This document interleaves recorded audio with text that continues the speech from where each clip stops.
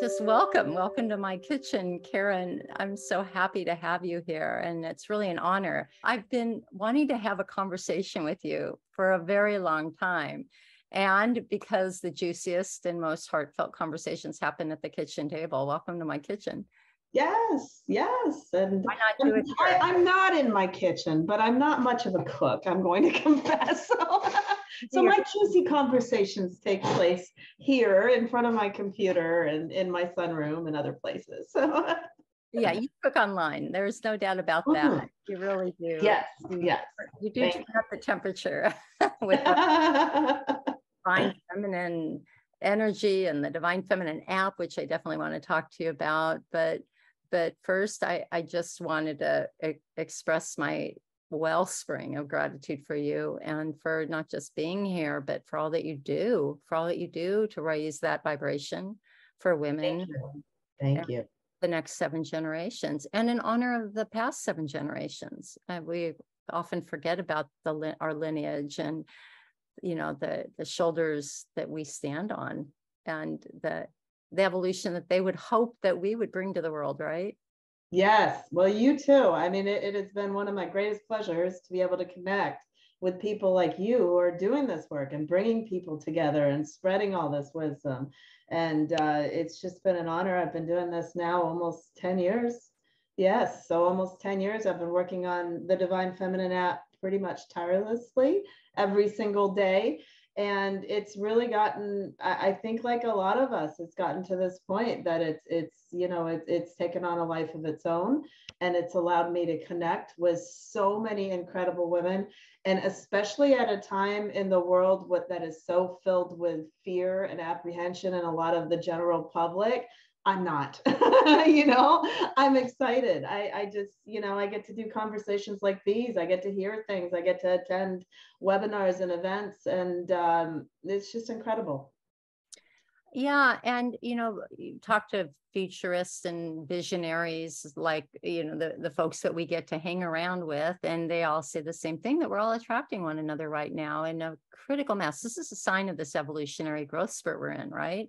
Yes. That we are, that is accelerating at a rapid pace, and in more than just a rapid pace and an intensity that we haven't experienced before. The piling on of crises is one thing, but then there's the showing up of the spiritual activist.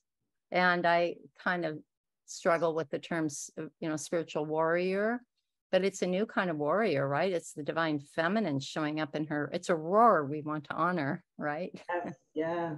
I read a book where it was talking about warriors, not just being with sword and action, but with words.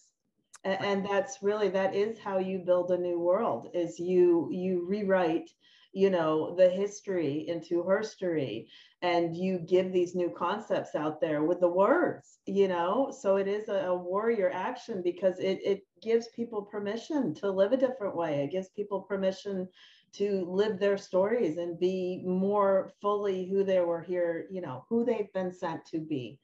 Oh gosh, you're singing my song. Yes, we all are. Isn't that funny? Because that's what I get too. Is I go and talk to, and everybody's talking about the same thing. Everyone's bringing up the same thing. Everybody's on this, and we're just kind of encouraging and helping each other and pointing out new perspectives, and it's incredible. Right. And, it's funny that we would, land on this word warrior and have this conversation, because and also showing up in our divine assignment, our planetary assignment, right? Showing up with our gifts, the thing that we only can bring individually, right? We each have something to bring, and your platform provides a space for that. And I definitely want to get there. Part of this is also making sure that there's integrity in how we're communicating.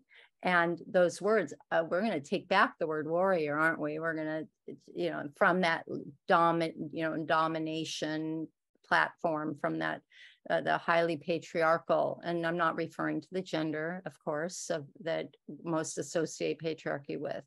And yet we know that, and men are also showing up in their divine feminine as well. They're powering up their animus, the divine feminine in the male.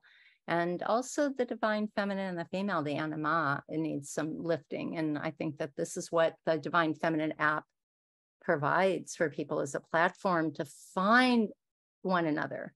Yes. Yeah. It to come together in a database. And you know, when you're doing the work of the warrior, you know, because you're scared. And I have, you know, you have to address your fear of going against what is the norm, or what you know, who you were, or who, you know, and stepping into who, you know, you're meant to be. And continually, I've had to, I remember, gosh, I remember back in the beginning, I would write a blog, or I would do something, or I would promote the app. And I would, you know, I would be shaking, you know, because it was so scary to go out there and do. And every, you know, you keep doing it, it gets a little easier, but I still continually, I have that fear in the back of my mind that, oh my God, I'm going to be punished, you know, and you have to work through that. Because it's so important. It's so important to do. I read somewhere in a journal I had, and it said, you know, being uncomfortable is part of our work. You know, that ability to sit in your uncomfortableness. Stretch, right? They're growing pains. Yeah. You know, I know you have a school-age daughter, right? I have 4 children, two children who are in school. Yes, one in college, so 3 of them. Yeah. I remember when my daughter was going through growing pains and her legs hurt, you know, it's like her muscles are stretching, and that's what we're doing. We're just stretching our muscles, and it's our spirit that's saying, come on, girl, work it out. Work through the pain. Yeah, I get it. As a matter of fact, just this morning, I've had a kind of an uncomfortable situation. I'm like, well, I know what's the right thing to do. And I've been struggling with, where's my voice come out? And it's what the struggle is the fear of, like, the punishment, you say, right? Yes. The fear of the punishment. And that's just this dominating culture. This is where women's voices really need, you know, I'm only speaking for myself, really could use polishing and being and honor our voice and paying attention to our body too, and knowing where that pain is coming from. Mine's coming from my solar plexus, and yet I'm thinking that's just my power trying to break through. Yeah. Yes, I agree. Yeah. Yeah. And here we are entering Lionsgate too, you know, this auspicious time of the you know, according to astrology, and August 8th is a great breakthrough. And a lot of people are very uncomfortable right now because they're feeling the stretch. It is. In fact, I have my local circle tonight. I do host a circle every week at a local healing arts center. And we are actually doing tonight. It's awesome because I've been bringing in like everybody's talents and reaching out and having people help. And it's very like that. That's actually one of my biggest focuses right now, are starting these very local informal circles where we can come together. And we're working on today using this week and the astrology of this week, because I really feel like, you know, unfortunately, for a large part of the world right now who's been resisting change and not, you know, it's hard right now. It's very, very, you know, they're suffering and it's hard. But for those of us who are embracing the change and who see ourselves, you know, who can glimpse that new world and want to be part of making it and helping it and healing people and changing things, you know, there is tremendous opportunity this week, these past couple of years. But yes, and I get off phone conversations with these people in my circle and with other friends, and it's just incredible. It's just, you know, the energy I have from it, and the hope, and the you know, it's just wonderful. Yeah, the vibration is happening with or without us, so we have to acknowledge it. I don't have a choice. I don't have a choice to move forward and do something with this energy. It's my nature. I know there are some that are resisting it. Some are feeling victimized by it. I have conversations all over the place about this right now, because I'm really curious about how people are feeling and wondering if I'm alone in kind of this angst. You know, of course, the COVID and our political system, and of course, the environmental crisis and the floods and the fires. I mean, today, and our prayers go out to all of them and those who are suffering because of them. And they're all indicators that there's big change on the rise. So there's this underlying heaviness yet. And that's what I thought I was carrying until I recognized that, oh, perhaps it's just spirit breaking through and my growing pains. Of course, there's the heaviness and the compassion and the empathy. I don't want to discount that, but I think it's really important to know that this is our time. We don't know where we're going, but we know we're on our way. I say that a lot.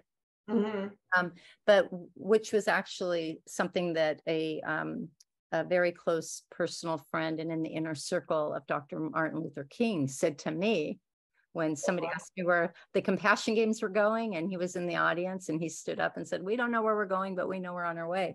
And he's so true. And it's to this day, this is 10 years ago. And to this day, that statement is still true, but I know I don't want to poison the water hole when I get there. And so how do I show up in my integrity, and how do I acknowledge my sacred gift? We had an email exchange, and you mentioned the Parliament of the World's Religions, and that you've done this great workshop there on ritual, or was it ceremony ritual on the divine feminine, right? Creating ritual with the goddess. Yes, it was with Molly Reamer of Bridget's Grove, and Lucy Pierce of Womancraft Publishing, and Gina Martin, who has written 3 incredible books, and Dionne Ruff Sloan, who is a tea priestess in Atlanta. So just some incredible women that it was a wonderful experience. Yeah, and the Parliament is a wonderful experience, and I grew up. Yes. This will be my 5th or 6th, my 5th. I think my first was in Melbourne in 2008-9, and wow, transformational. And everyone since then has been transformational. In 2015, I was in a pre-women's circle, a gathering event, the Alchemy of Women's Collective Power, I think is what it was called. And it was put on by Kathy Schaff, Kaylin Dahl, and a collaborative of women circles. And Jean Shinoda Bullen stood up. And of course, we're all in circles, right? The whole room is circle. And Jean Shinoda Bullen stood up to address us and talk about our divine assignment. I think she put it our planetary assignment, and asked this question that we were to go into circle with. And that was, what is your planetary assignment? And if you don't know why, and if you're not living what you do know why. And here I had to turn to the circle now and proclaim, I really didn't know. It was the first time I'd ever asked that question, let alone ask my soul that question. But as soon as I did, and that seed was planted, I couldn't unring that bell. And before I knew it, I found my path. I found it. It came to me. But all I had to do was ask the question.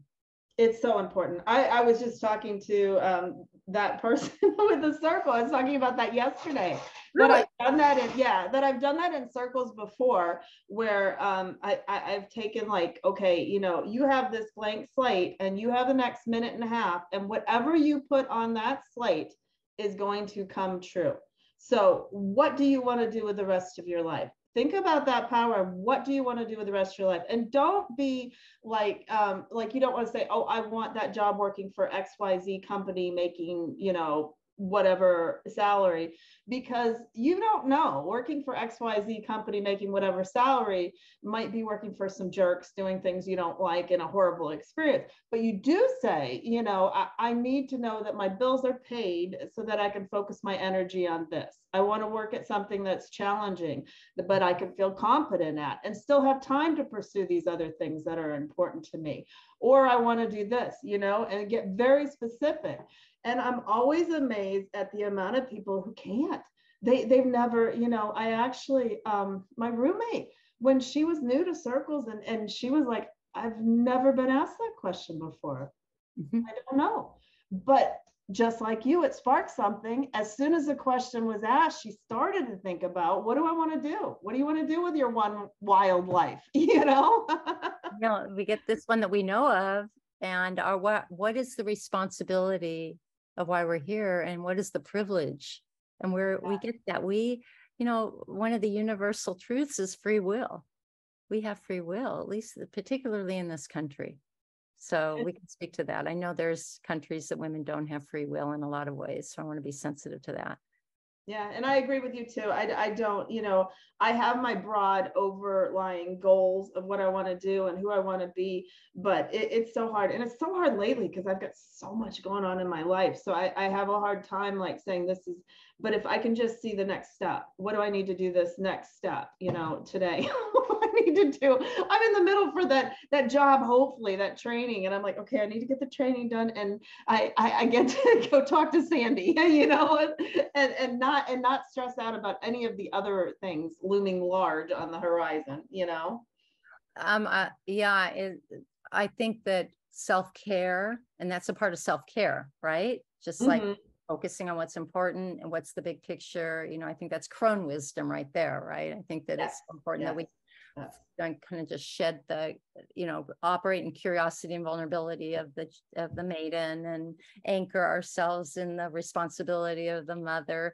But the crone knows what is important and is, and holds on to what's important while letting other things go.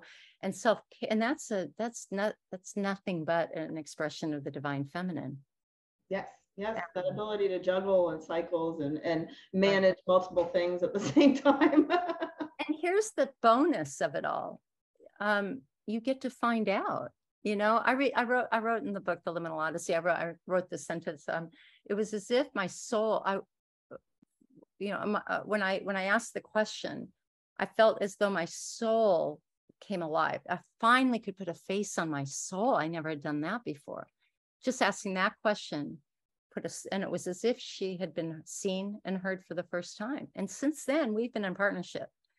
Oh, that's awesome. How long ago was that? I'm just curious. The book was published in March. And it flew out of me. It was a lifetime. It started out as one story of something that happened in 1982. And as I started really dialing into what was going on inside of me, because I have to fill the pages, right? You have to fill the pages of a book. And I've been urged to tell this story for about 15 years, all because I started operating in curiosity and what's going on inside of me and what led me there and what happened after that. I just started thinking about all these other synchronicities. So it's a streaming together of these personal stories. Some are kind of vulnerable, but woven really together by the lessons learned, like sacred listening and the meaning of timefulness. Speaking of integrity of our words, I coined that word because we don't really give enough time to Kairos time, and how where the truth is discovered in that time, and being timeful to accept that, okay, I'm okay not knowing. Let's be timeful here. So all of these different skills, including the trust frequency, unpacking generational trauma and behavior patterns, just all the things that ultimately, when I was done with it and it's out in the world and I'm talking about it around wherever I'm being invited to talk about it, I'm like, oh, this is kind of a platform for being a spiritual activist. Like, oh, that's what it is, which I did not set the intention to do. And I tell you, I think that's something that's very timely right now too, because what we're doing tonight in the circle, besides setting our individual goals, and when we set our goals, like I said, we're really diving deep on, okay, if my goal, which it is, by the way, to have a cabin on this land I just bought in the Blue Ridge Mountains, why do I want that cabin?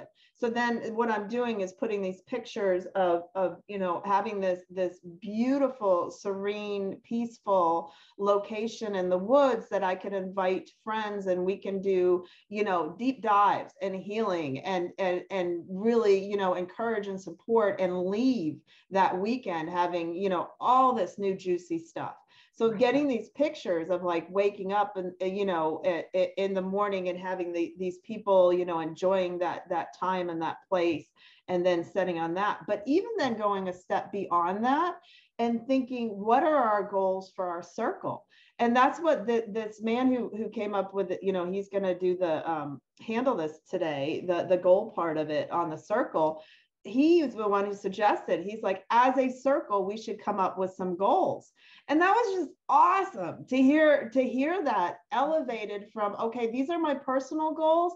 These are the circles that coming together as a group, we can now amplify whatever we're doing individually. We can amplify it and do it, you know, times whatever, times, which, you know, exponentially, I believe, you know, and it's just incredible. I also have said, I've watched this evolution that when I started doing circles, I would just be doing women's circles. They're sacred circles now. I invite in men as well, and they're incredible. And it seemed like they were more of the vent, you know, like everybody, oh, I've got this horrible situation at home, and how do I deal with it? And how do I get out of it? And how do I fix it? And, you know, and nowadays I see in this circle, this weekly circle, you know, that I just got the platform, these people came in and we're all like, we're elevated. It's like gone up a whole new level that it's not, we've all kind of figured out how to deal with our personal stuff. Not to say it's gone, but we've figured out how to manage it. And we're now thinking like, how do we help create this world? How do we help make this happen? How do we encourage each other? How do we support each other? How do we help other people out there? It's incredible stuff. Right. And when you do that, you're raising the vibration. All that other stuff works itself out. It's the low vibration stuff, right? Yes. And it's important. It's real. You got to pay the bills or have, you know, healthy relationships. But when you raise the vibration, the abundance comes, the relationships either fade away or work out. Yes. And, you know, it all works out. So you're really going to the root. Magic. That's what it means to do magic. It's alchemy. That's the alchemizing. That's the alchemical power. I should say that often. It's the title of my book, the alchemical power of the being, and then recognizing it and honoring it, right? And that takes, I think, practice. Can we talk about the app? Because I feel like I could go on. I'm kidding. I would like to be your first guest in your cabin. All right. So, or your second after your family and a few close friends. I'd love to be in a retreat in your cabin. And I would love that. And yes. You have to be very, absolutely. I was listening to a podcast the other day, and I heard this woman who communes with angels, and she was talking about, you know, your angels, you have to think of your angels as being your employees. She says, and she prefaced that by being very sensitive to that, but she said, and you have to be very specific, very clear with what you want. They don't mince around, and they're there to help you, right? Yes, I believe that. Whether you believe in angels, whether however whether you're speaking to yourself, or you have to be very, very specific, because the universe hears you. Yes. I'll tell you what's near and dear to me. So over the years, when I started getting into women's circles and was blessed with doing this app, which is basically a place to find sacred circles or women's circles or events, I have gone to so many different events in so many different places, and they have been incredible, healing, growing, you know, things. And then they kind of like stalled, you know, for COVID, obviously. And I moved from Midwest and outside of Chicago to Alabama. And so I didn't really have the setup or the ones that I knew from before. So I've been kind of branching out, and I've been going a little bit more to festivals rather than the events. And the events I really prefer, because an event, and especially the ones that I went to, it would be a container where you would go, and it was something where you traveled together. You would start and have an opening and some intentions, and then you would do the circles or the meditation or the breath work or the yoga or whatever you were doing over the weekend, and learning about each other and supporting. And it would just grow and morph like a circle. That's why I love circles, because they're living entities on their own. You know, I really believe that. And it's so incredible to then take that and multiply it to an event, you know, to something where you've dedicated a whole weekend to it, or 3 days or whatever. And so then my next step was, you know, everything I went to were women events. And I really feel strongly that the world doesn't, where we're at right now, you have to put your hand out to everybody. It's every gender, every culture, every color. You know, we have to learn how to all get along and support each other's differences and work together and take advantage of what we all do well. And so to me, the next thing was I really want to support, and I encourage, and I make sure to put on my app, and that's what work I would love to do and want to be getting into, are these containers, these like long weekends or events that are like all gender and are sacred circle events. There's not many of them, but I'm going to make a prediction. There needs to be. Or a request or a statement that that's what will happen. Yeah.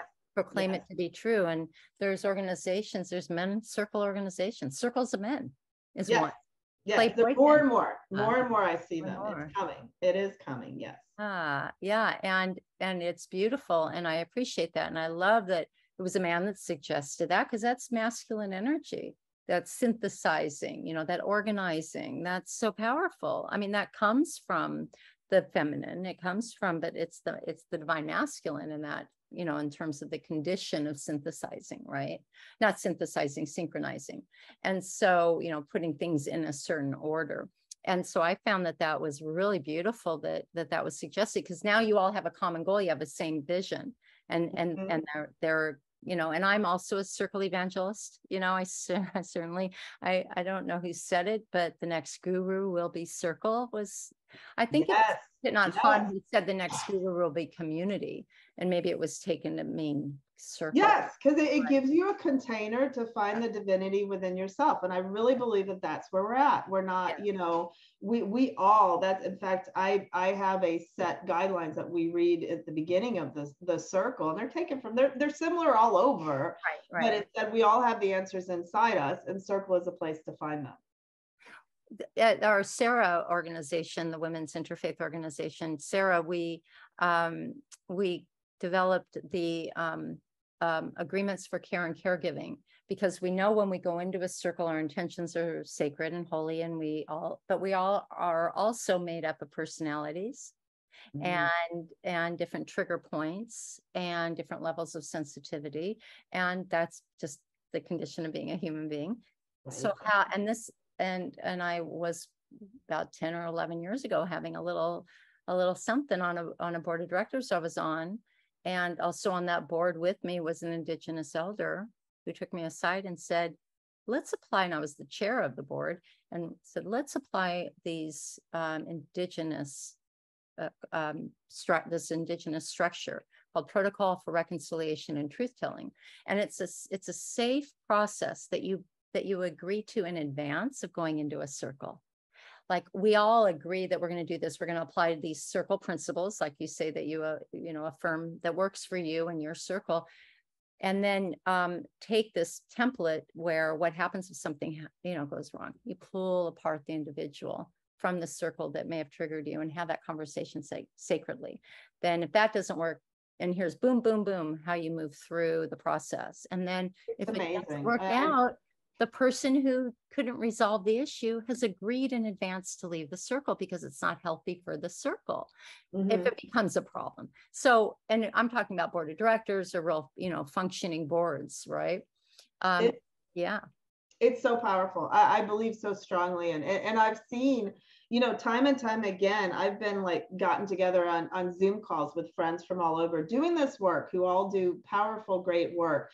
And we get on the call and we're all chatting, talking over each other, like we do, and then somebody will say, let's put this into it. Let's make it a sacred space. And then somebody will light a candle, and somebody will set the intention for, what is this intention for this time that we're together? And we'll all take some deep breaths, and we'll just pause. And I can always feel like things shift.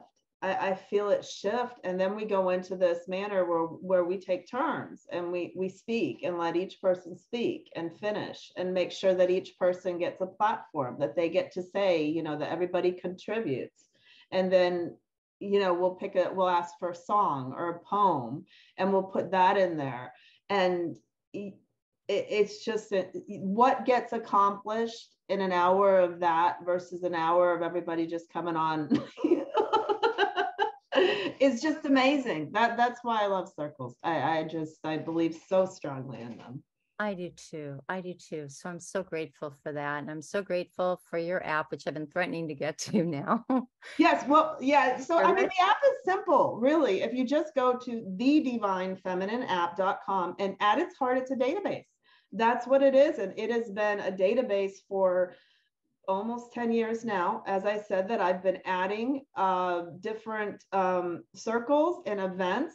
So you can put in a location and you can pull it up. I'm super excited because we just got new smartphone apps. Oh, you're going to show it. Wonderful. I thought I had it all queued up for you. Oh, go ahead. This is really, I mean, it's easy to use. Yeah. Go ahead. I didn't mean to interrupt you.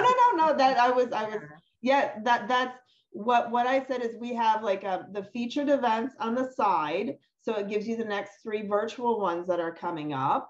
And we now have on the smartphone app, the new smartphone apps, there are links right there on the left, but you can go to the Apple iTunes or Google Play Store and put in the Divine Feminine app and bring up free smartphone apps. And you put in your location, and front and center it will bring up any local events. That's also what's really in my heart right now. And I guess it's the same thing, is I feel that after the last 2.5 years, it's time that we really need to get heart to heart again. We need to be sitting physically in front of people and get out of our house. And I have had so many incredible experiences with people all over the world and been able to do things, seeing, tour at Glastonbury and, that you wouldn't normally get to participate in. So it's been wonderful that we've learned how to do all these things remotely, but just as important is getting your butt out of your house and sitting across from people that are, living, breathing people down the street. Oh, gosh, yeah. Yes. And I hear so many people, well, but I live in Ohio, whatever. There aren't people like this here. They're everywhere. They are everywhere. Google metaphysical, look on the app and do search. They're everywhere. You just need a couple to start, Yeah, you do. And you can feel the energy in the room pick you up and set you back down, and you can feel your energy sync up, and you can feel it. Sarah and our I was fortunate with the first probably 17 years of Sarah. Majority of the meetings were in my home, or Sarah's sacred circles were in my home. And it's just, I kind of was centrally located, and people were comfortable going there. It was known as the Heart Ashram, and also. Well, you're a networker. You bring people together. You're awesome at that. That's your thing, And I missed that, but after 200 in-person meetings, the last one was as powerful as the first. And everyone in between, and everyone was different, everyone was juicy and different. And sometimes all we did was cry, and sometimes all we did was laugh, and sometimes we did both, and sometimes we had a speaker. And it doesn't matter, whatever works for your circle. There's this agreement that you bring into the circle. But I'll have to say, I was tapped on the shoulder the morning of 9/11, and I was the director of sales and marketing. I was constantly in my head. I felt like I had to control things. But something happened when I opened my front door and the first woman stepped over the threshold. I'm like, you got to get out of the way. And that would be my only advice. And that's unsolicited advice, is get out of the way and let the circle lead. Oh, yeah, I completely agree. And that's my other, one of my main themes is that I've started doing a lot of like workshops to encourage people to do these local circles, to do them low stress. And that's, there's like this little suggestion thing I have on come in, do a clearing, do some close it or center it, then the meditation, have a theme, but really low stress, so you're bringing everybody else in and helping, because I've seen so many people over the years burn out and just get, and that if it's not balanced, it's going to, at some point, it's not sustainable long-term. If it's not balanced, it's not sustainable. So I make sure on my circle, what I've done is I hand it off and have other people do the hosting. And so far I've done that by not showing up. Well, it's the best. But the next step is to have them. And in fact, that's what I was talking again to the same person yesterday, is I'm like, I want you to host and facilitate with me there. And I get you, Sandy. I like to, I like to, I like to help. I like to see this needs to be done. I'm going to do it. It's part of being a caregiver. It's okay. Yes. It's okay. It's part of being a caregiver and having a vision, wanting everybody to be comfortable. You're probably a wonderful hostess. And so that's just part of it. And it's okay. But there is a balance in that. And I appreciate that. And I have to say it must be sustainable because we're about to celebrate our 20-year anniversary. That's awesome. That is awesome. Yeah. Wow. That's incredible. That's incredible. And I know that you're like, now when I walk into that room and I just instantly, there's some drumming, there's some incense, we've got music going, and all of my cells just say, yeah, it's delicious. They just let go, and I live in a valley. And I have to come over this mountain to go back home. And when I leave, I just feel like I'm flying. I just feel like I can fly the whole way home. It's just such an incredible feeling, Nothing beats it. Beautiful. So everyone can find you on the Divine Feminine app? Yes. Okay. And I want to thank you. I know you've got children to care for and women to care for. And I want to thank you for this time. Before we do, I'm going to end this call either the way I always end it or close it. And that's to explain the symbol that's on your flyer. Every chapter in the book has a different symbol. And it was just a download I got after it was already at the interior designers. Oh, don't just put one pretty mark on all the chapter headers. Do something for the energy of every page of every chapter.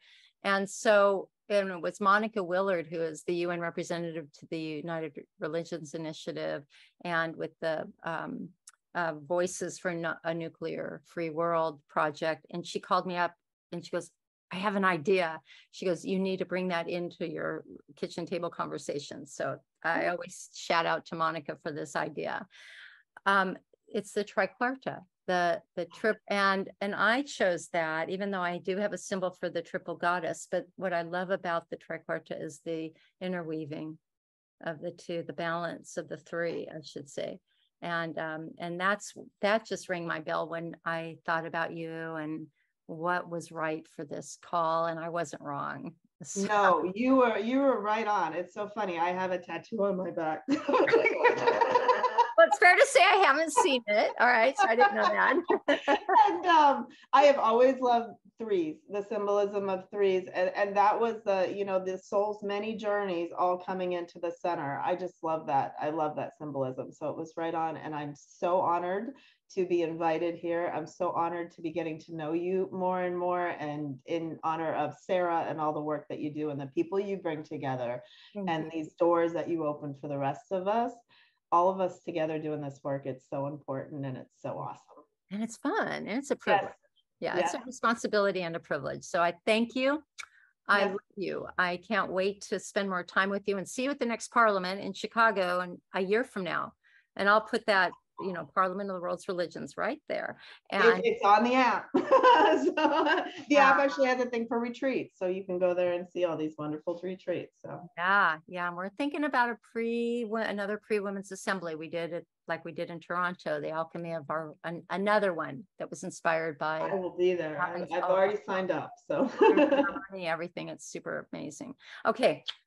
Blessings to you. So glad to have this time with you. Thank you, Caryn.